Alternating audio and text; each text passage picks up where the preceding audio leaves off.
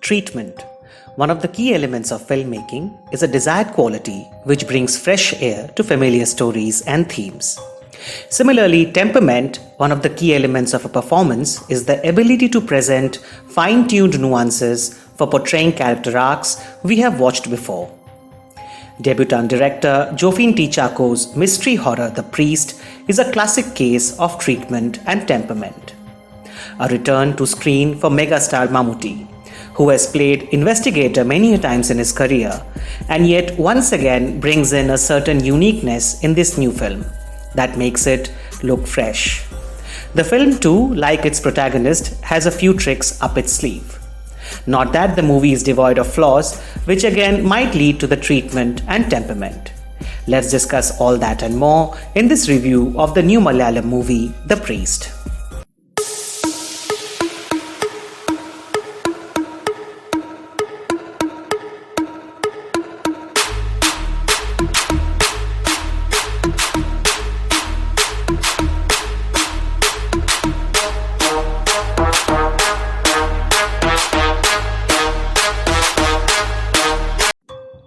Mammootty plays Father Carmen Benedict, a priest who assists the police with tricky cases without sharing the credit.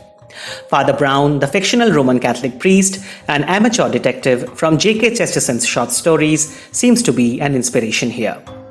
Benedict is also capable of communicating with the paranormal, and maybe the legends of Father Kadamattam from Kerala is an influence that way.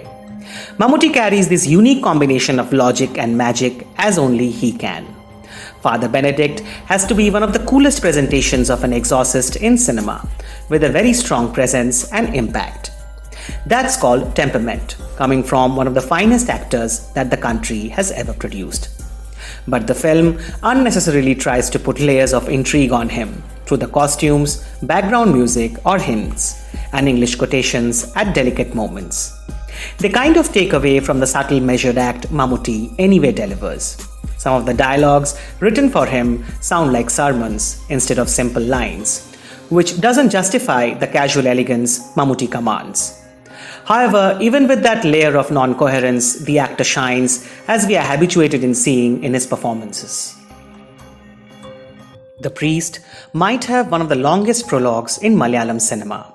A case of multiple suicides in a family brings in the priest for investigation, only to lead him to a more complex situation at hand. Almost the entire first half is invested in building up to that situation, and the twist at the interval justifies this long build-up. Similarly, there are more than one twists in the second half of the film, which satisfy to a good extent, although this time the build-up feels a little too tedious. Now that's the interesting part of the film's screenplay. It makes you wait a bit too long for a very interesting exposition. But unlike more credible movies from the present-day Malayalam industry, the route to those expositions isn't that scenic. As a new addition to the Indian horror genre, the film breaks a few templates. It presents enough red herrings on the way to the climax to make us feel we have been there before, only to let in some surprising fresh air at the end. This is a film where the paranormal spirits are more humane, however odd that might sound. We are used to seeing ghosts in our films who are either vindictive in nature but for the right cause, or the ones which are plain and simple antagonists. The Priest doesn't deal in such black and white.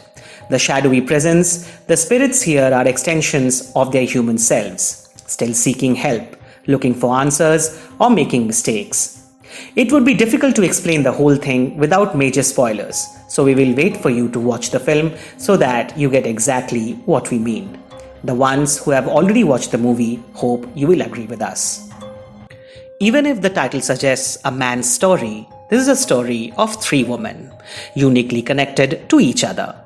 However, the impact these connections needed to have isn't strong enough. Baby Monica, playing Amaya, the girl under paranormal influence, is impressive. She has a strong presence in few scenes, but the script overuses her to exhaust that presence and impact.